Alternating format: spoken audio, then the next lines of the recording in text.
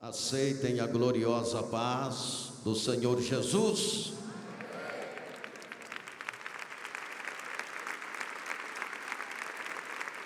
Aleluia. Eu acho que para Jesus pode ser melhor, não pode?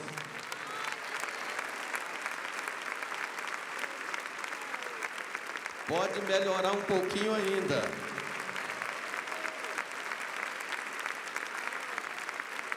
Ele merece melhor.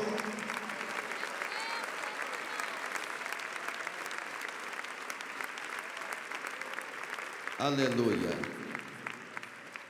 Eu quero louvar a Deus por esta oportunidade tão importante que o Senhor me concede.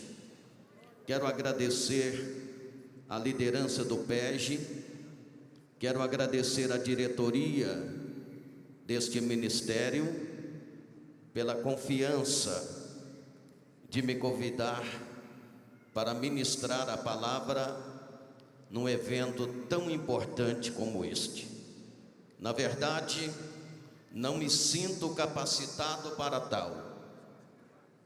Porém, o Espírito de Deus falará por mim. Aleluia. Louvo a Deus pela vida de vocês. Louvo a Deus por todos que estão nos acompanhando agora no Brasil e no mundo.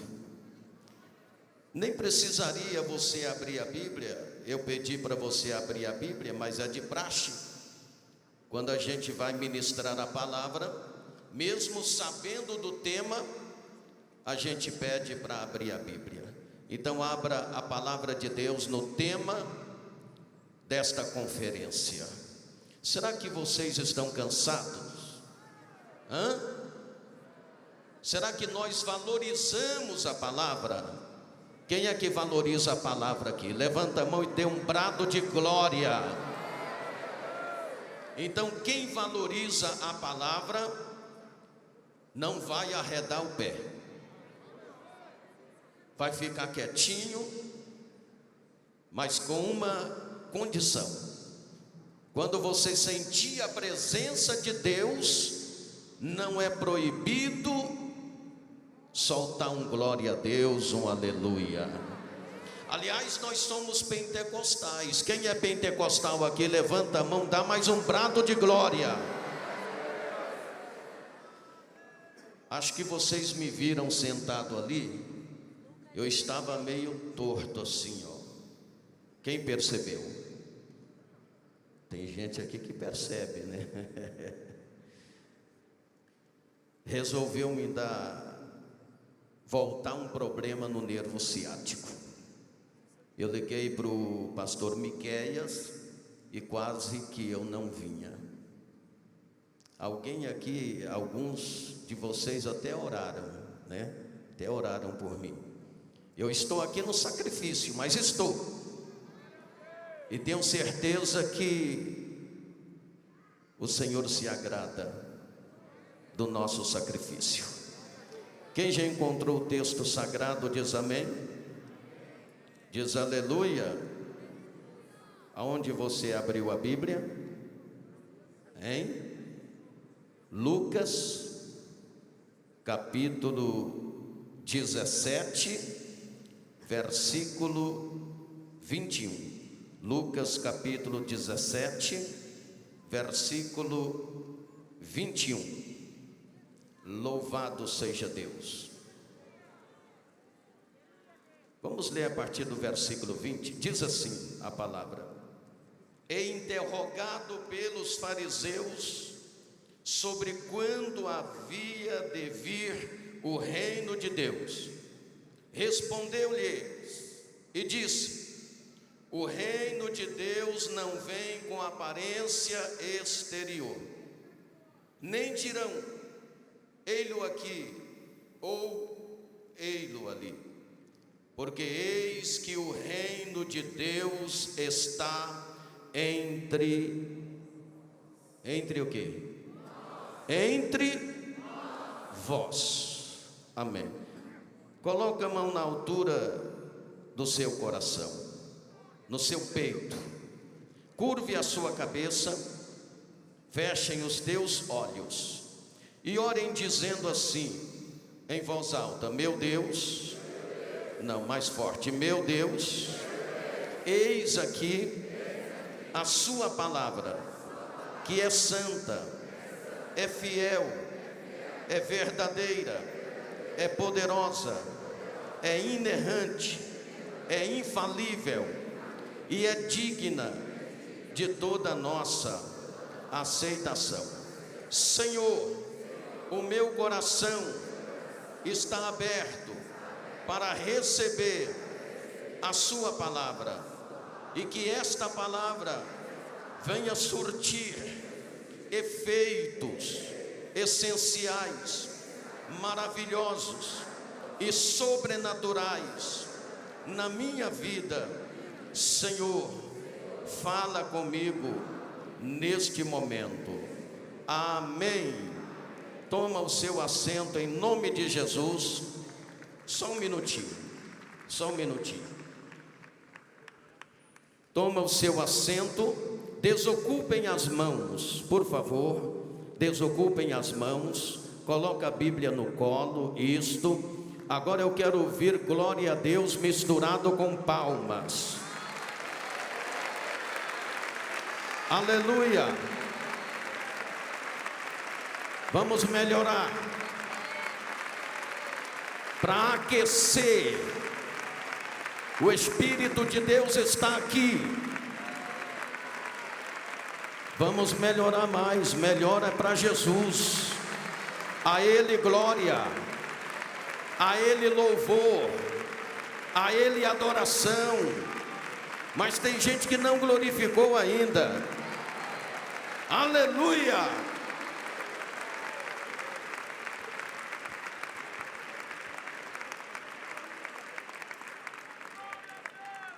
Me deram 1h20, mas fiquem tranquilos que eu não vou ocupar todo esse tempo. Meus amados irmãos, o reino de Deus está entre vós. Essa expressão foi em resposta à pergunta dos fariseus. Todos nós sabemos, eu sei que você sabe e eu só quero lembrar. Os judeus esperavam a chegada de um reino terreno, visível, liderado por um Messias conquistador. Eles esperavam a implantação desse reino exterior. O Messias que eles esperavam haveria de libertar a nação da opressão de Roma e constituí-la numa posição elevada no mundo. Nesse tempo, a vinda desse reino já era um desejo antigo dos fariseus, dos sacerdotes, dos religiosos daquela época. Eles esperavam com muita ansiedade a chegada deste reino. Então veja bem que a pergunta deles era pertinente, apropriada e legítima. No entanto, a mensagem principal da pregação de Jesus dizia justamente que o reino de Deus havia chegado. O próprio Jesus anunciou em Mateus capítulo 4, versículo 17: arrependei-vos, porque é chegado o reino dos céus. O problema é, meus irmãos, que na ótica dos judeus, tudo continuava exatamente como antes. Então, como o reino de Deus poderia ter chegado? Nenhum Messias havia sentado literalmente no trono em Jerusalém, e os judeus ainda continuavam sob o domínio de Roma. A resposta de Jesus a eles diz muito claramente qual foi o erro que eles cometeram. Na verdade, eles tinham entendido errado as profecias bíblicas acerca do reino e do Messias. Eles foram, de fato, surpreendidos por Jesus, quando Jesus responde para eles dizendo: o reino de Deus está entre vós.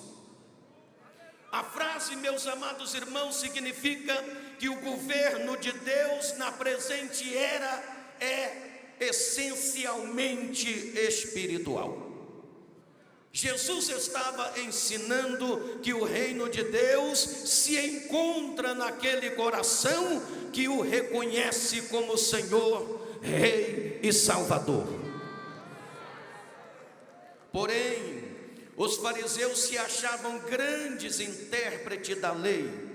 Eles achavam que sabiam tudo e não precisavam aprender nada mais. Eram hipócritas e amavam o louvor a si mesmo e as posições de honra. Eles conheciam a lei, mas não compreendiam o espírito da lei. Eles eram opositores declarados de Jesus. Para muitos estudiosos, quando eles fizeram essa pergunta para Jesus, ela tinha um tom de zombaria, pois Jesus era muito diferente do tipo de Messias que eles esperavam.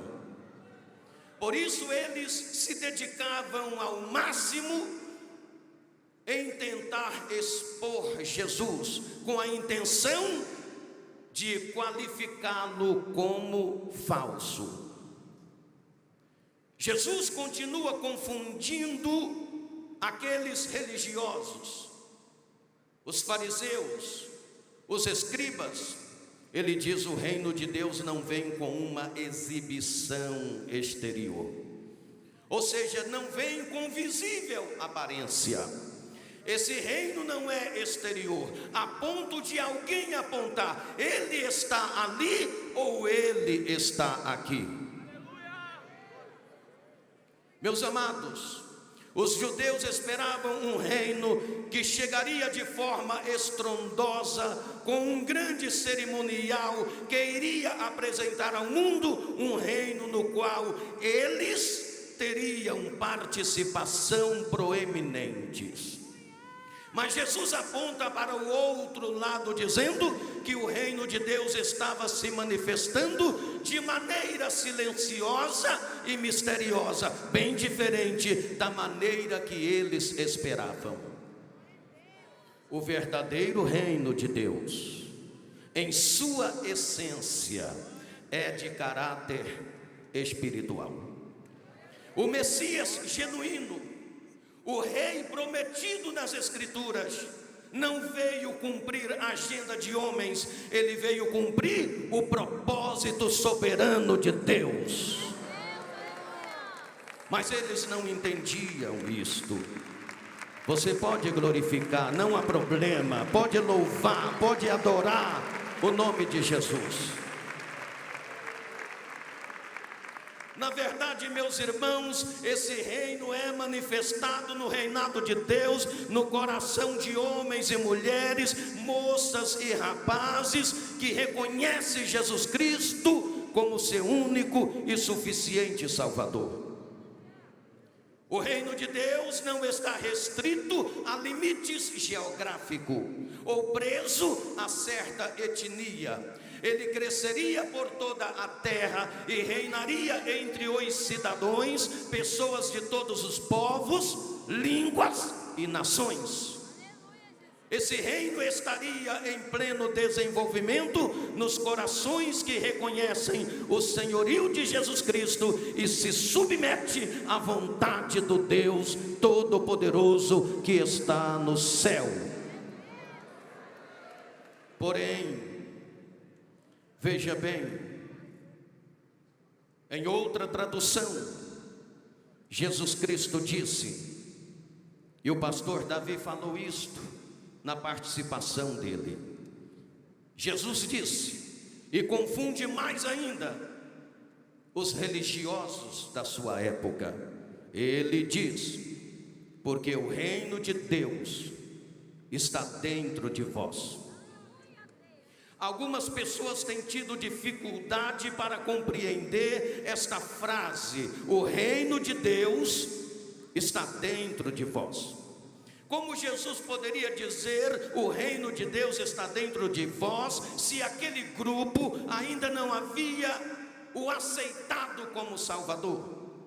A ideia é entender que quando Jesus disse o reino de Deus está entre vós, é porque Ele mesmo estava ali, vivendo, pregando e realizando sinais e maravilhas no meio deles. Agora, quando Jesus disse o reino de Deus está dentro de vós, Ele estava justamente confrontando a ideia errônea de um reino físico, terreno e exterior, apontando claramente para um reino de caráter espiritual. Porém, ouça uma coisa: mentes anuviadas por tradições, rituais e pecados não percebem a chegada do reino de Deus. Eu estou dizendo para vocês que as mentes daqueles fariseus, escribas, sacerdotes estavam anuviadas por tradições, pecados e rituais, e eles não conseguiram perceber a chegada do reino de Deus. Se os religiosos da época, os teólogos e eruditos, buscassem as Escrituras com diligência e oração, eles teriam percebido a chegada do reino de Deus. No entanto, meus irmãos, foram pessoas humildes que deram créditos à chegada do rei, como os magos do Oriente e os pastores de Belém. Na época da chegada do rei, os sacerdotes da cidade santa poderiam ter reconhecido e anunciado a chegada do Messias prometido, pois a Bíblia relata em Miqueias capítulo 5 versículo 2, ali o profeta identificou a sua cidade natal. E em Daniel capítulo 9 versículo 25, o profeta apontou para o tempo da sua chegada. Então observa bem, com o mais profundo interesse, os anciãos de Israel deveriam estar estudando o local, o tempo e a circunstância do maior acontecimento da história, a chegada do reino de Deus. Porém, eles estavam descuidados, e o povo adormecido em seus pecados, e não percebem a chegada do reino de Deus. Ouça o que eu vou dizer. Naquela época, prezados irmãos, Jesus viu a igreja judaica como uma figueira estéril, coberta com uma capa de belas folhas, porém sem nenhum fruto precioso. Faltava-lhes o espírito de verdadeira humildade, penitência e fé. Em seu lugar havia orgulho, tradição, rituais, egoísmo e hipocrisia.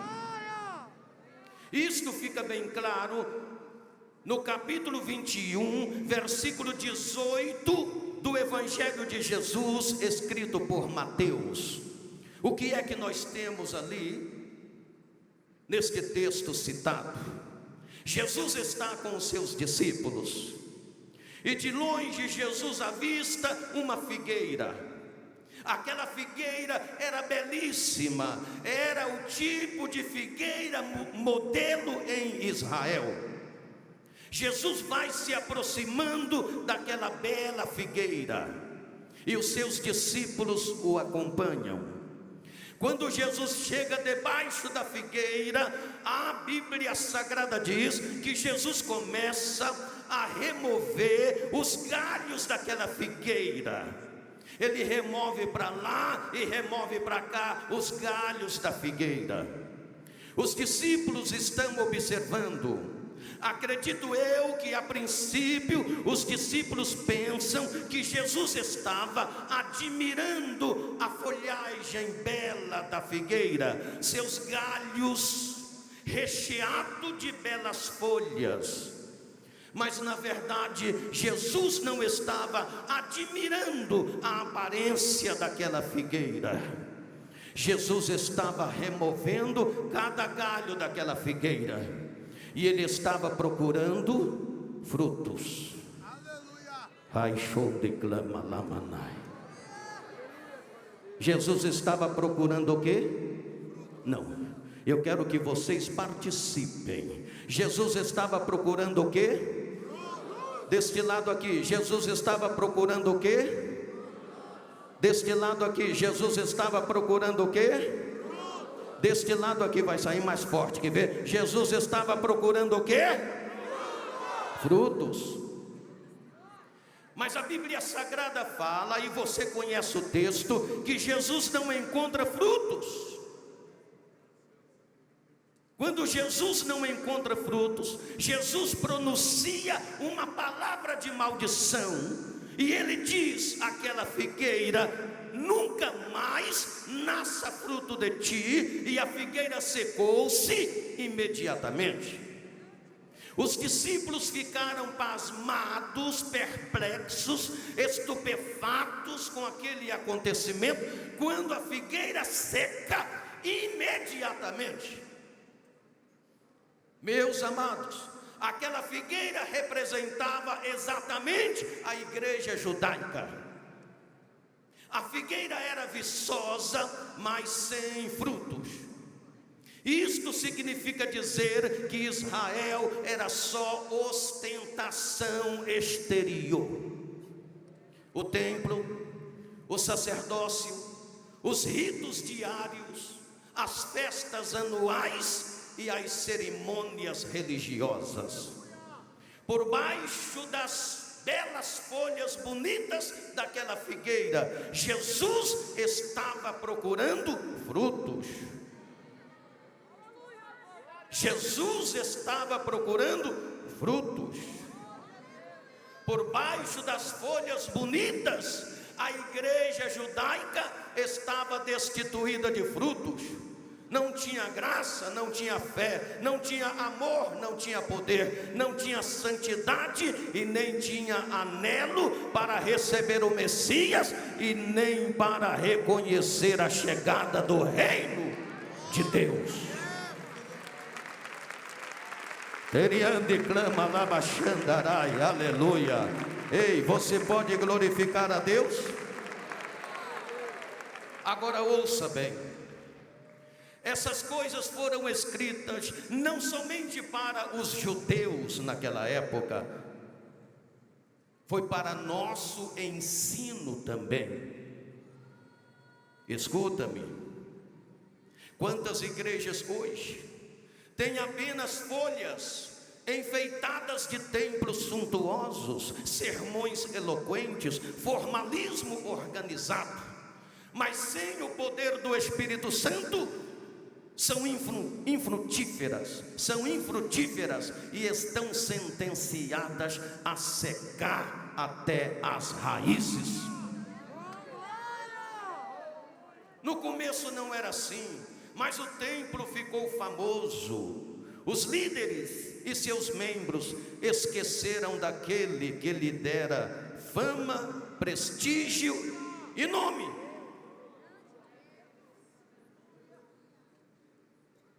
Ouça-me, Jesus estava à procura de frutos. Ele não estava admirando a aparência, a beleza da figueira. Ele estava procurando frutos. Permita-me eu dizer uma coisa na direção do Espírito Santo. Por baixo de nossa bela organização, Jesus está procurando frutos.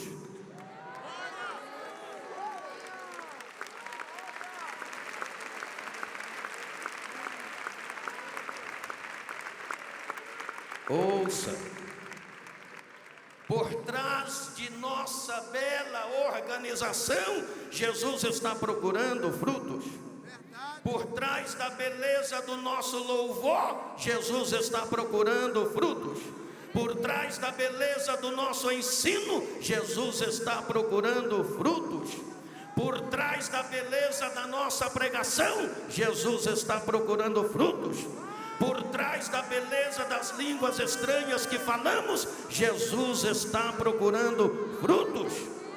Ei, ouça, folhas bonitas até as vegetações venenosas possuem. Beleza externa, os catedráticos também possuem. Falar bonito, os filósofos também falam. Em Mateus capítulo 3, versículo 7 ao versículo 10, antes de Jesus, Deus mandou um mensageiro. Ele tinha o nome de João Batista. E quando João Batista chegou, ele já detectou este problema que Jesus detectou nos dias dele. E João Batista, ele pregou uma mensagem tremenda. E a mensagem de João Batista era como pancada de marretas e explosão de dinamite. Ele pregava para ver se aquebrantava aqueles corações endurecidos. E ele dizia: raça de víboras, quem vos ensinou a fugir da ira futura?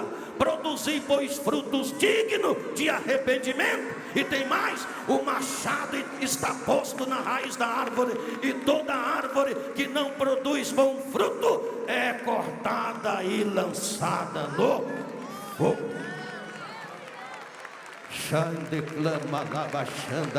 Aleluia. Ei, tem gente que deu o segundo, glória a Deus, mas o terceiro ficou engasgado e não saiu não. Jesus está procurando frutos. Será que tem árvores frutíferas aqui? Tem? Será que tem árvores frutíferas aqui? Quem é uma árvore frutífera aí? Levanta a mão e glorifica o nome daquele que vive e reina por toda a eternidade. Aleluia, glória a Deus. Deixa eu falar uma coisa para vocês. Às vezes, a mente dos crentes ficam tão cheia de falsos ensinos que eles só conseguem entender parcialmente as coisas reveladas na palavra de Deus. Mesmo quando Jesus estava com os discípulos, parte deles acreditavam no conceito popular de que o Messias seria um príncipe terreno que exaltaria Israel e o transformaria em um império universal. Não conseguindo compreender as palavras de Jesus Cristo que prediziam seu sofrimento, sua morte e sua ressurreição, fixaram o coração na glória de um império terreno, e isto cegou-lhe o entendimento. E há muitas pessoas cujo entendimento continua cegos, não conseguem enxergar, observar a palavra de Deus. O que é que nós temos em Marcos capítulo 10, versículo 35? Ouça isto. Jesus estava próximo de Jerusalém, talvez pensando que ele ia direto para o trono. Tiago, acredito que foi mais ou menos assim. Eu vou fazer uma analogia. Tiago e João eram amigos, e eram amigos muito chegados em Jesus. Tiago chegou para João e disse: João, nós estamos próximo de Jerusalém. Quem sabe chegando em Jerusalém, ele vai direto para o trono. Você é amigo dele, eu também sou, nós somos amigos dele, então vamos fazer um pedido para ele. Você topa? Que pedido? Vamos pedir a Jesus que permita que, assim que Ele estabeleceu o seu reino, sentar no trono, que Ele permita que nós dois nos assentamos, um à sua direita e um à sua esquerda. Aí João falou: eu topo. Vamos lá. Marcos 10, 35. Aí chegou o João e o Tiago. Jesus, queremos fazer um pedido. Diga: permita-nos que eu e João, Tiago e João, né? Permita que nós nos assentamos, um à sua direita e outro à sua esquerda no trono. Jesus olhou para os dois e Jesus está vendo que os dois, até aquele presente instante, não havia entendido a natureza do seu reino. E Jesus falou, em outras palavras: vocês estão de brincadeira comigo? Vocês perderam o juízo? Perderam a noção? Vocês poderão beber o cálice que meu pai me deu? Ouça bem, eles pediram a Jesus posição de honra. Jesus lhe mostrou a cruz. Em outras palavras, Jesus estava dizendo o seguinte: vocês estão pensando que no meu reino é como na política, que se alcança posição e colocação de honra por amizade e influência? Vocês estão brincando comigo? O meu reino não é físico, o meu reino não é deste mundo, o meu reino não é exterior, o meu reino não é como na política, que se alcança posição e colocação de honra por amizade e influência. No meu reino é por merecimento e capacidade. No reino dele é por merecimento e capacidade. Ei, no reino dele é por merecimento e capacidade.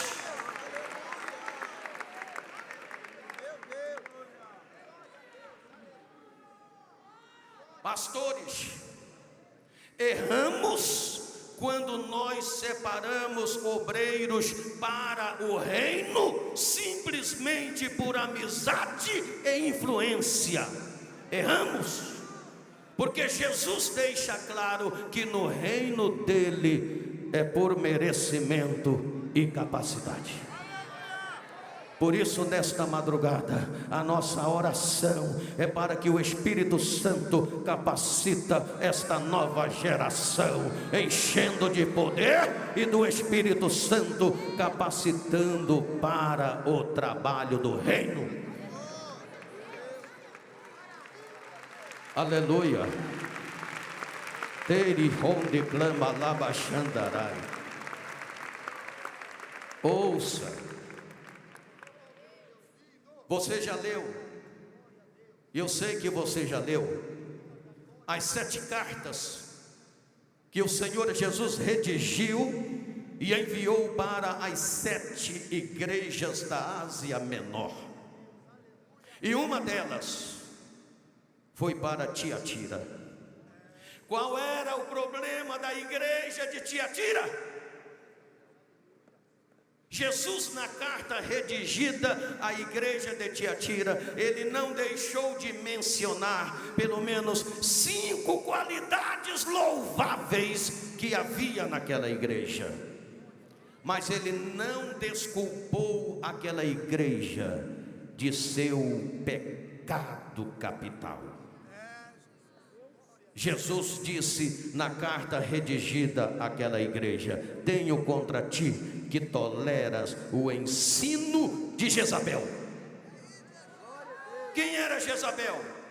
A mulher como a rainha que oficializou o culto idólatra em Israel. Existia dentro da igreja de Tiatira, em plena atividade, uma mulher que de modo iníquo e ostensivo ensinava aos crentes da igreja de Tiatira o engano da prostituição. No entanto, ela era tolerada, mesmo seduzindo os crentes daquela igreja a se prostituir. E por que que aquela mulher era tolerada em plena atividade? Talvez devido à sua influência. Talvez ela fosse amiga de alguém da direção daquela igreja. Talvez ela fosse esposa de um dos líderes da igreja. Talvez ela fosse da alta sociedade, ou talvez ela fosse esposa de um grande político da cidade de Tiatira. Talvez ela fosse representante ou dona de uma grande indústria da cidade de Tiatira, já que aquela cidade era uma cidade de indústria de tecidos.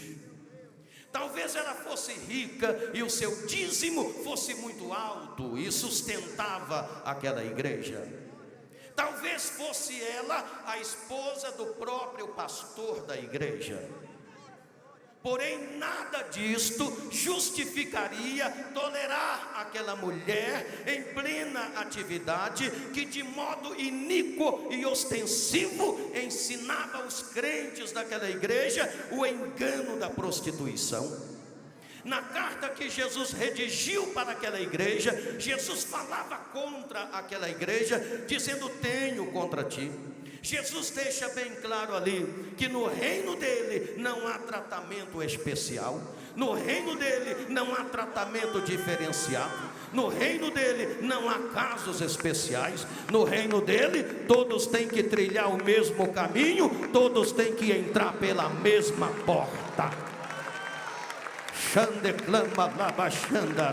Ei, você pode glorificar o nome de Jesus? Aleluia, glórias ao nome do Senhor.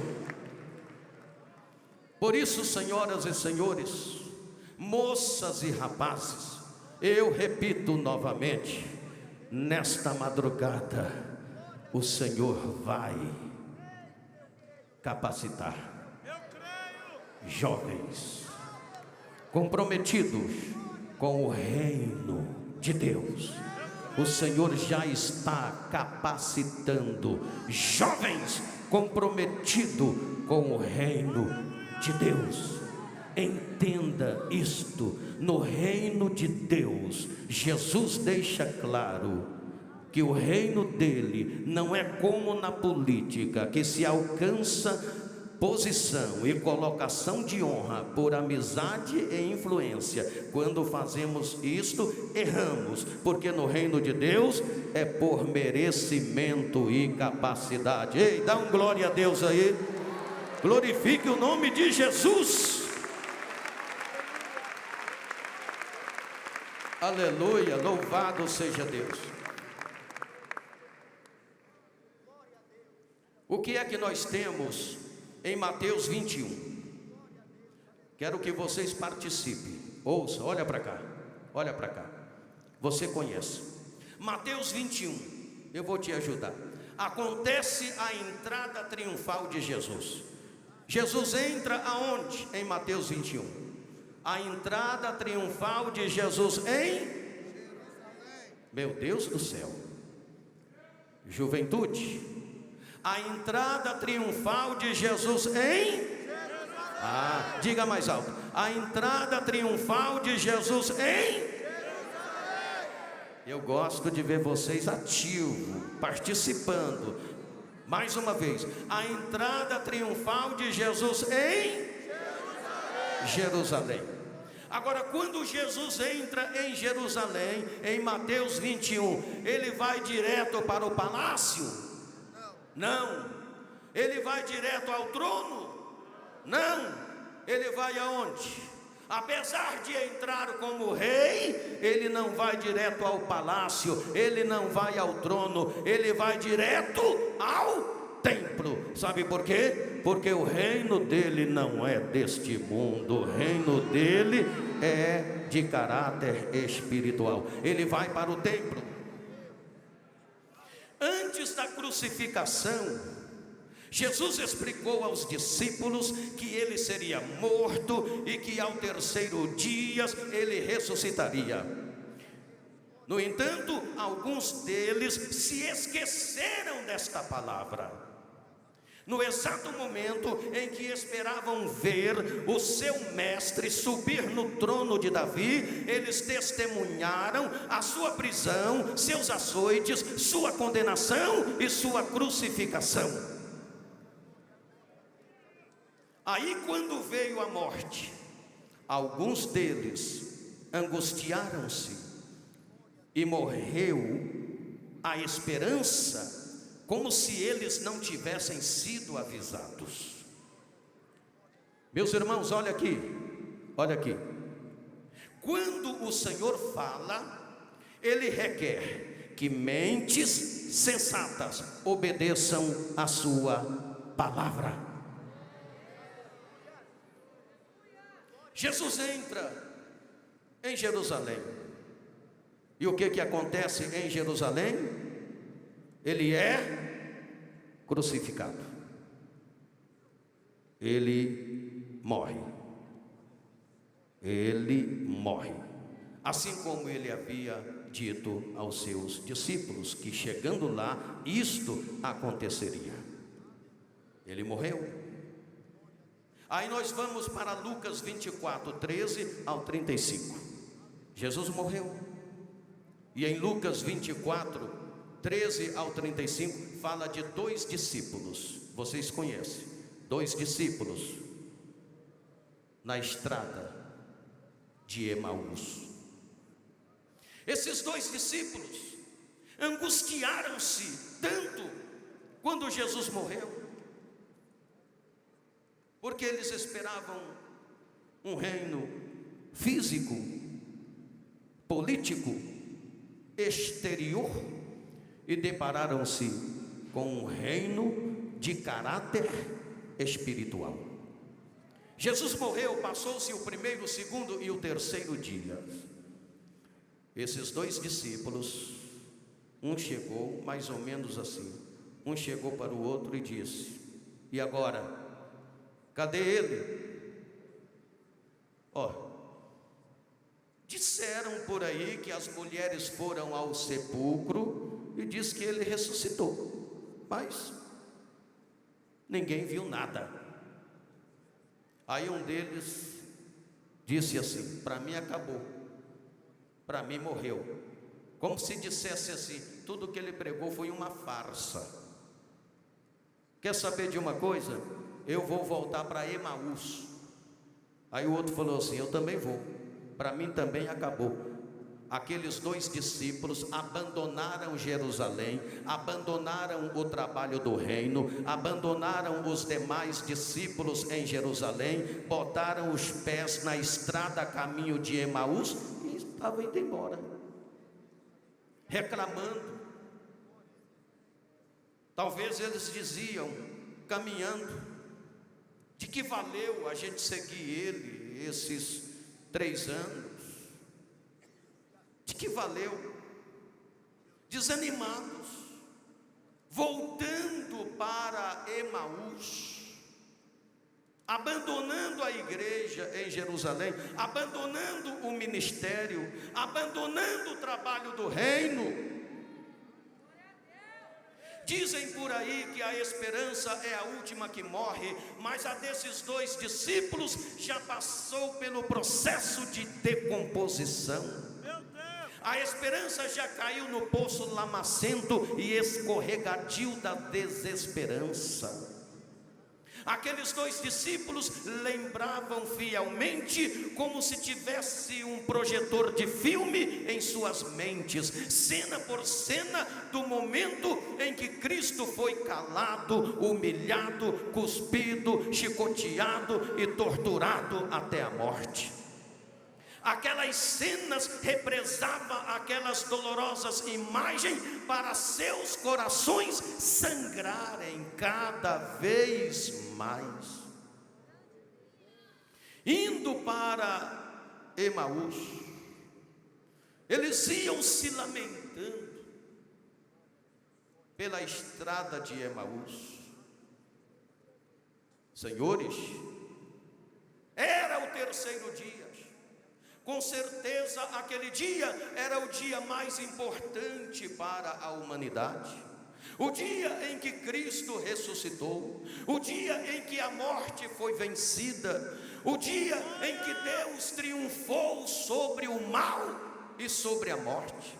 Como podemos explicar o sentimento de desânimo, decepção e frustração daqueles dois discípulos? Se era dia de vitória, porque eles estavam derrotados? Se era dia de festa e de alegria, porque eles estavam tristes? Se era dia de glória, porque eles estavam frustrados? Se o dia era de maior vitória que o universo já teve, por que eles estavam fracassados? Meus irmãos, ouça-me, na nossa trajetória cristã, nós também podemos passar pela experiência da estrada de Emaús, a estrada do regresso, a estrada da decepção, a estrada do desânimo, a estrada da cegueira, a estrada da falta de fé, a estrada da volta ao passado e da inobservância das Escrituras. Aqueles dois discípulos não encontraram outro caminho. A decepção foi o caminho mais curto para aqueles dois discípulos que esperavam uma coisa de Jesus e viu outra. Eles esperavam um reino político, físico, exterior, e depararam-se com um reino de caráter espiritual. Veja bem, isto nos mostra o tamanho da decepção deles. Jesus havia ressuscitado, Jesus estava vendo tudo aquilo.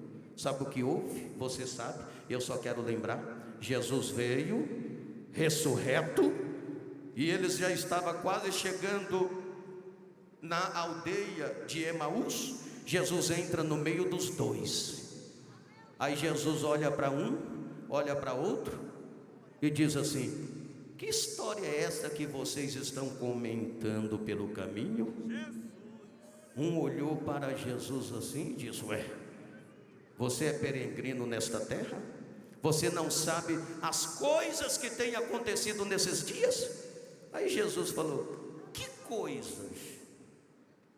Aí eles disseram: a que diz respeito Jesus de Nazaré? Nós éramos seguidores dele, discípulos dele. Ele morreu, esperávamos que ele ressuscitasse. Ele falou que ia ressuscitar e até agora nada. Se bem que umas mulheres disseram que foram ao sepulcro e o sepulcro estava vazio, e alguns homens também, alguns discípulos disseram também, mas ninguém viu nada. Nós estamos decepcionados. Jesus começou a ensinar a eles as Escrituras. Honécios e tardio para entender as Escrituras. Jesus pregou para eles, ressurreto pregou para eles. Quando chegou lá no lugar, na aldeia que eles iam ficar, Jesus fez como que ia mais para frente, e eles disseram: já é tarde, fica conosco. Aí Jesus ficou. Aí Jesus pegou o pão e partiu o pão e teve comunhão com eles. Jesus queria resolver o problema deles. Jesus entende as nossas fraquezas e entendeu a fraqueza deles. Jesus naquele momento partiu o pão e na hora da comunhão eles reconhecem que é Jesus. É Ele.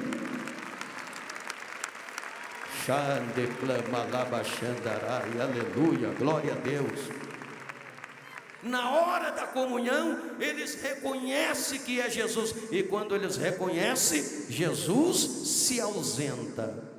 Aí a gente vai ver o versículo 33 de 24 de Lucas. O que é que aconteceu naquele momento? Um falou para o outro: é ele ressuscitou. Vamos voltar para Jerusalém. O O que é que acontece? A retomada da carreira. Eles voltam para Jerusalém.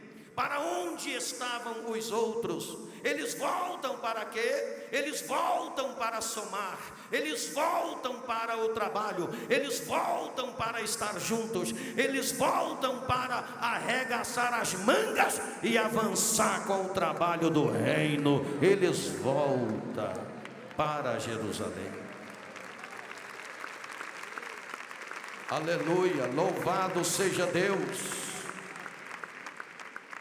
Senhores, irmãos e irmãs, é possível que eu esteja falando com crentes que se decepcionou, e quem sabe se decepcionou com a igreja, se decepcionou com o pastor, se decepcionou com alguma coisa, e isso traz consequência, como o desânimo, o retorno ao pecado, a volta à velha vida.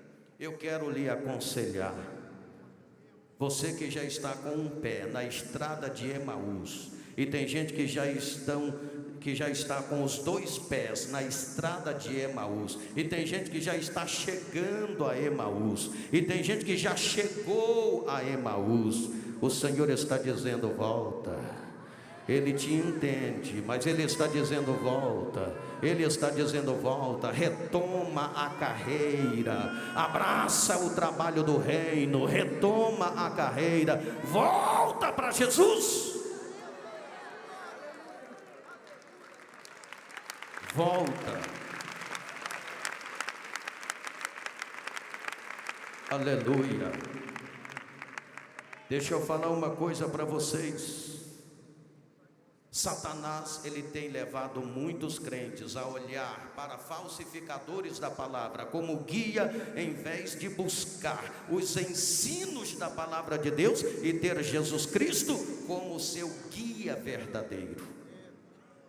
Quando Cristo veio, o povo comum o ouviu com alegria, as multidões afluíam para ouvir a sua palavra, porém os sacerdotes e os líderes da nação se encheram de preconceitos contra ele e seus ensinos, e rejeitaram as evidências de que ele era o Messias e de que o reino de Deus havia chegado.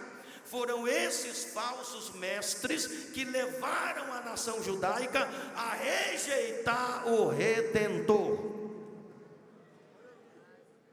É preciso que nós tomemos cuidado, e muito cuidado, e atentamos para a palavra de Deus, e atentamos para a palavra de Deus, porque ela é o nosso guia. Satanás é especialista em citar a Bíblia, dando a própria interpretação, na esperança de nos fazer tropeçar. Devemos estudar a Bíblia, a palavra de Deus, com o coração humilde, enquanto vigiemos a todo instante os enganos de Satanás, para não cairmos no laço dele. Muitas pessoas alegam que não faz diferença aquilo em que você crê, se você levar uma vida sincera. Mas a Bíblia mostra que a vida é moldada pela fé. Se na verdade a palavra de Deus, a luz está ao nosso alcance, e nós escolhemos as trevas a escolher a luz, então já estamos entrando no caminho da condenação, pois Jesus falou que a condenação é esta: a luz veio ao mundo e os homens amaram mais as trevas do que a luz, porque as suas obras eram más. Ouça bem. Pode louvar, não há problema, pode glorificar a Jesus.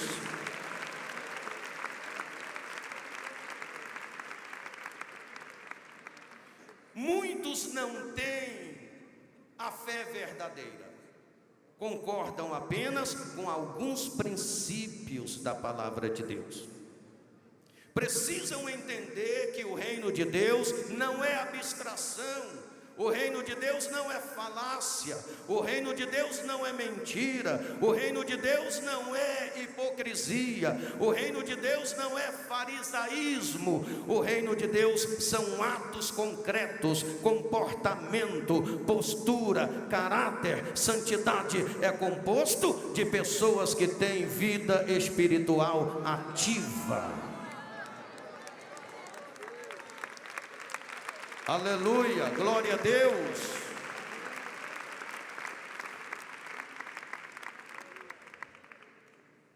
Paulo disse, eu estou correndo para encerrar.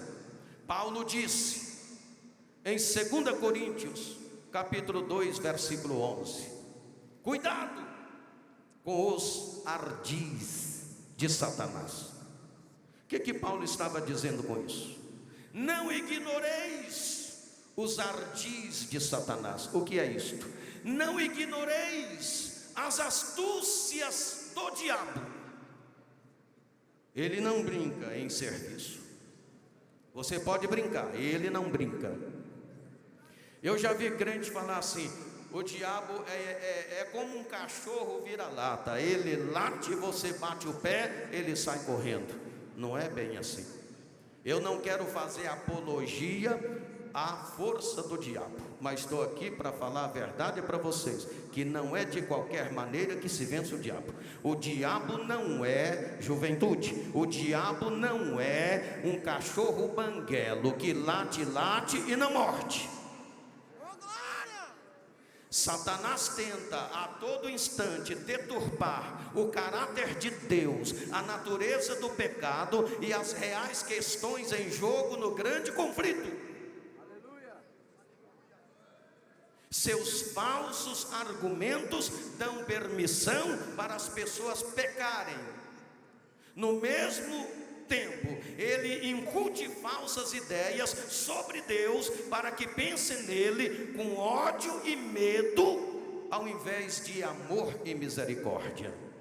É obra-prima de Satanás levar as pessoas a não parar de especular sobre coisas que Deus não revelou, e desprezam aquelas que Deus revelou. Você já ouviu crentes preocupados em ficar indagando sobre coisas que Deus não revelou? Enquanto estão preocupadas com coisas que Deus não revelou, estão desprezando as coisas que Deus revelou. Lúcifer, ele ficou insatisfeito porque Deus não partilhou com ele todos os segredos dos seus propósitos. Então ele virou as costas para as coisas que Deus havia revelado. Agora ele tenta imbuir as pessoas do mesmo espírito para levá-las a ignorar as coisas que Deus revelou. Paulo disse em 1 Coríntios 2:14 ao 15: o homem natural não compreende as coisas do Espírito e nem pode compreender, porque elas se discernem espiritualmente. Mas o que é espiritual discerne muito bem tudo, sabe o que está fazendo. Existem dois tipos de crente na igreja: os religiosos, simplesmente religiosos, e aqueles que têm uma vida espiritual ativa.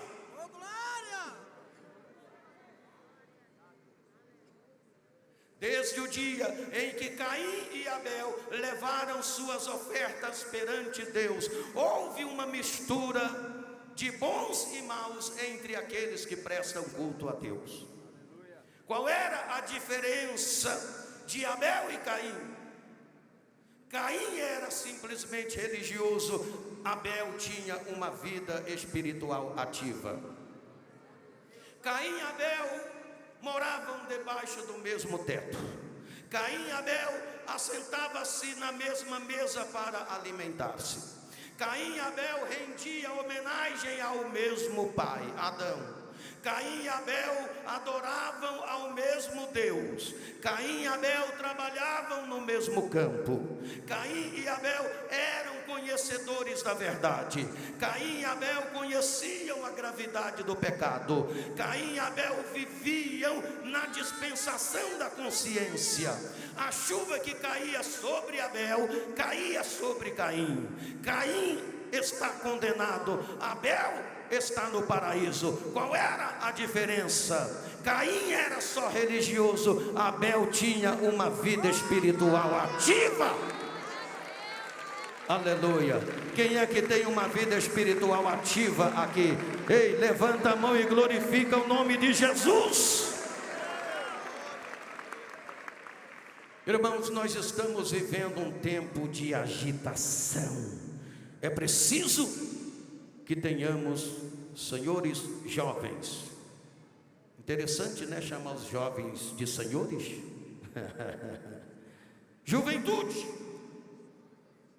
Estamos vivendo um tempo de agitação.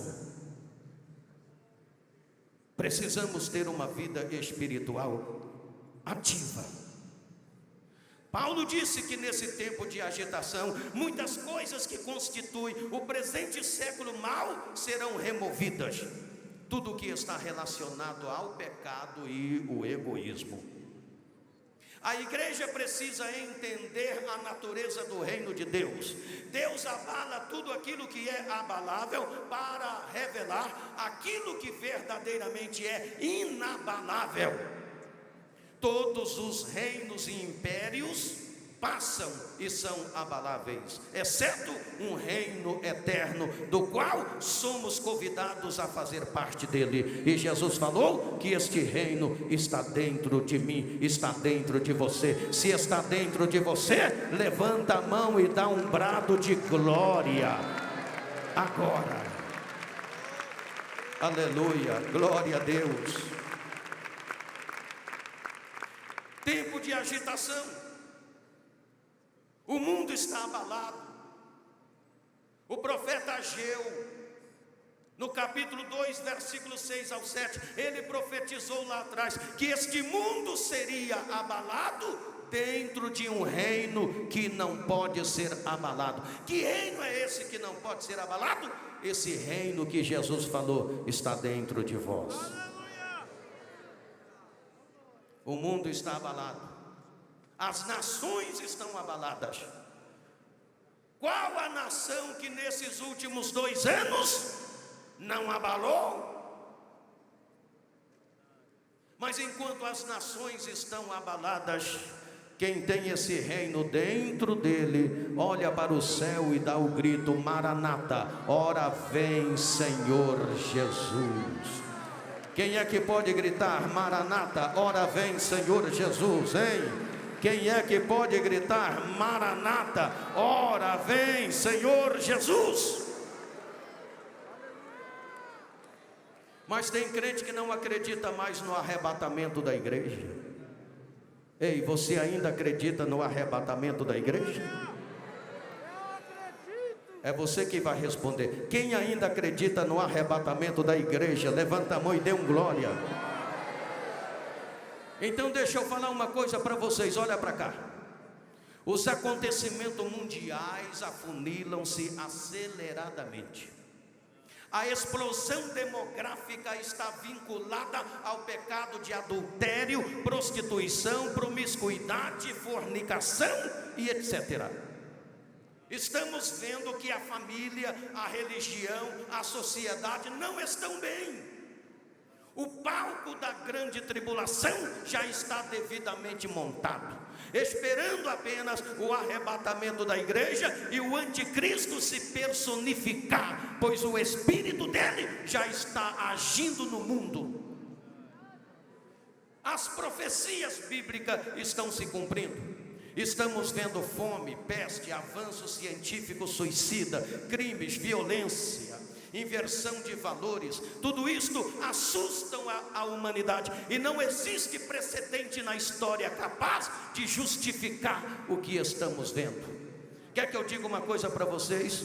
O céu está preparado para um povo preparado. Eu vou repetir porque tem gente que não entendeu. O céu está preparado para um povo preparado. Cadê esse povo preparado? Cadê esse povo preparado? Cadê esse povo preparado? Levanta a mão e glorifica Jesus.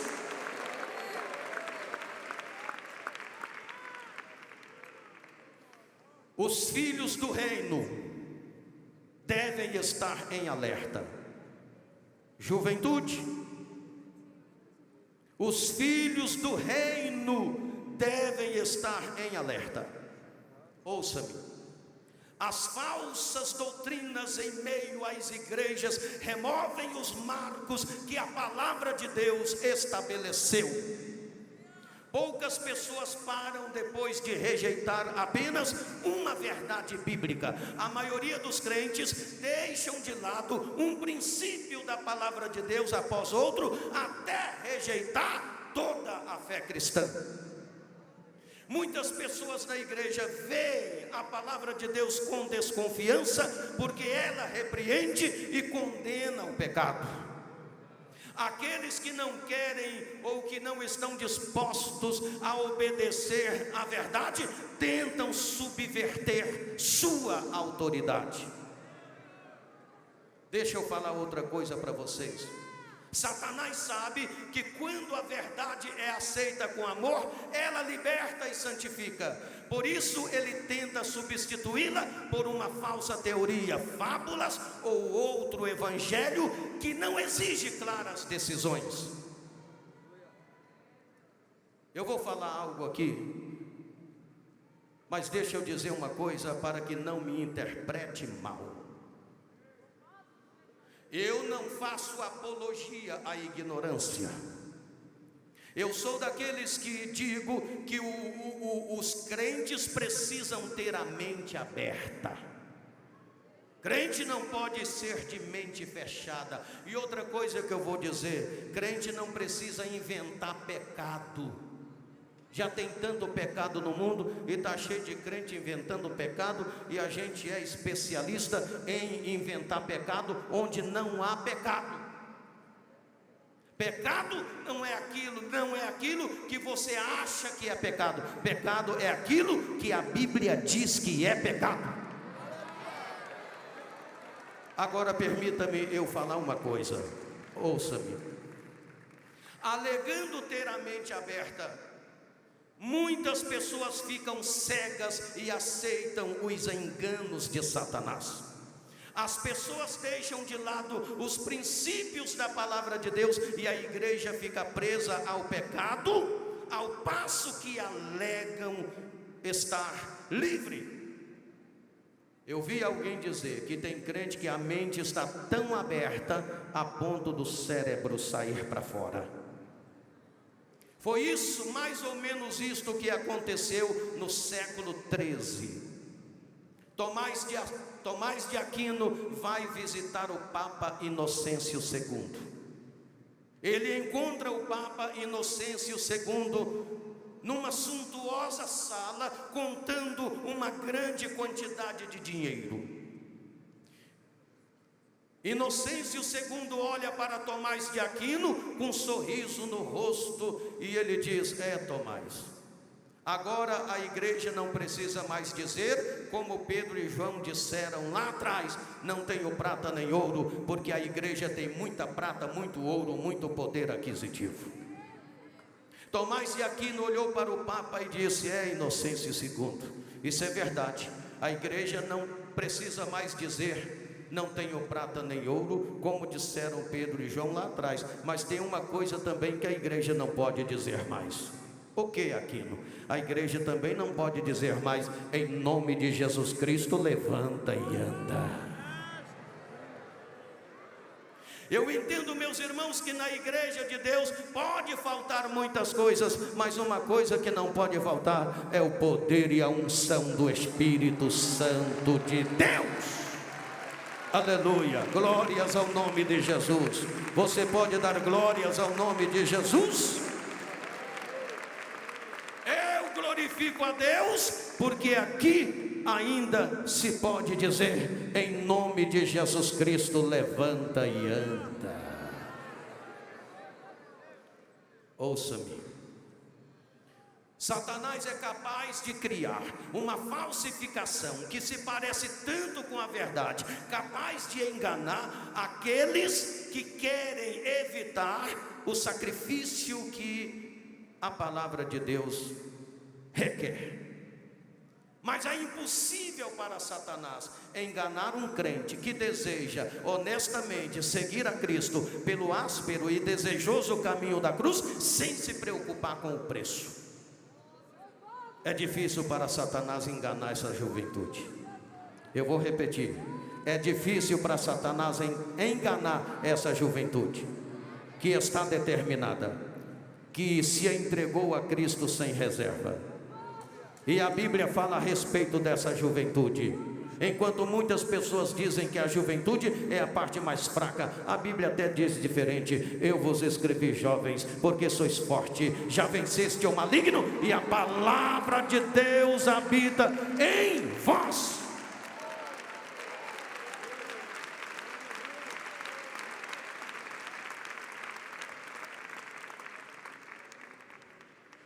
Eu vou encerrar porque não tenho mais tempo. Fique em pé. Eu vou encerrar com duas coisas interessantes aqui. Fique em pé, olha para mim, olha para cá. Na galeria também, nas galerias, olha para cá em nome de Jesus. Aleluia. Já oramos para batismo no Espírito Santo. Já oramos para receber unção para Deus capacitar. Olha para cá, em nome de Jesus. Você conhece o capítulo 4 de Zacarias? Ei, olha aqui. Você conhece o capítulo 4 de Zacarias? Eu sei que conhece, eu só quero lembrar. Olha cá. O capítulo 4 de Zacarias deve ser nosso. O profeta viu um castiçal de ouro que permanecia aceso, abastecido continuamente de azeite celeste e conduzido ininterruptamente por canudos de oliveiras vivas. O anjo deu a interpretação da visão dizendo: não por força nem por violência, mas é pelo meu espírito, diz o Senhor. Jovens, se queremos ter um ministério brilhante de salvação de almas, precisamos ter o abastecimento contínuo do Espírito de Deus em nossas vidas.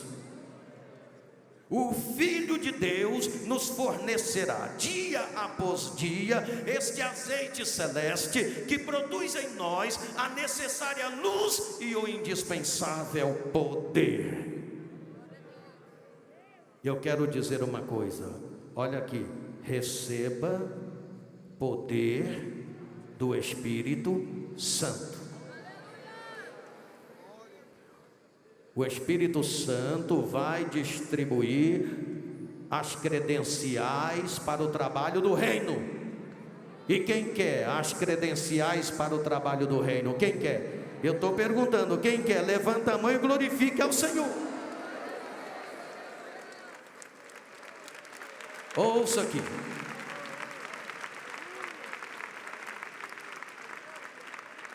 Ouça aqui. Agora eu encerro, pastor Miquéias. Eu encerro. Quem quer receber unção? Mais uma vez, quem quer unção? O que é unção? Você sabe o que é unção? Olha para cá. Certo dia, um jovem aproximou-se de um ancião, um homem de Deus, e perguntou: pastor, o que é unção? Eu quero receber unção. Aquele velho pastor olhou para aquele jovem com toda calma, sem pressa alguma. Ele disse: meu filho, olha para mim. E o jovem olhou para ele. E ele olhou e disse: meu filho, você está vendo aquele passarinho cantando em cima do poste? Sim, pastor. Filho, você está vendo aquele boi pastando no campo? Sim, pastor, estou vendo. Meu filho, Isso não é unção. Pastor, o que é unção? Meu filho, quando você vê um boi cantando em cima do poste e um passarinho pastando no campo, olha aqui, isso é unção. Você não entendeu? O que é que o pastor está dizendo com isso? Ele está dizendo que a verdadeira realidade da igreja é sobrenatural. Ouça-me.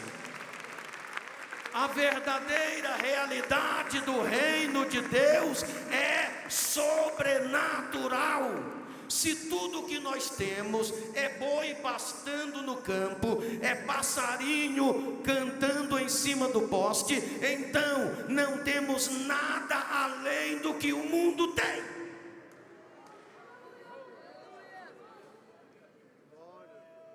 Eu disse que a verdadeira realidade do reino de Deus é sobrenatural.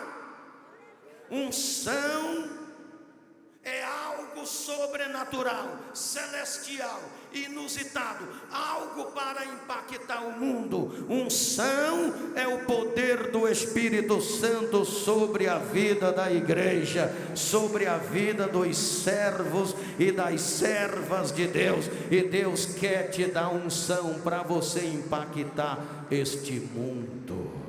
Levanta a sua mão em nome de Jesus. Dá um glória a Deus aí. Dá um glória a Deus aí.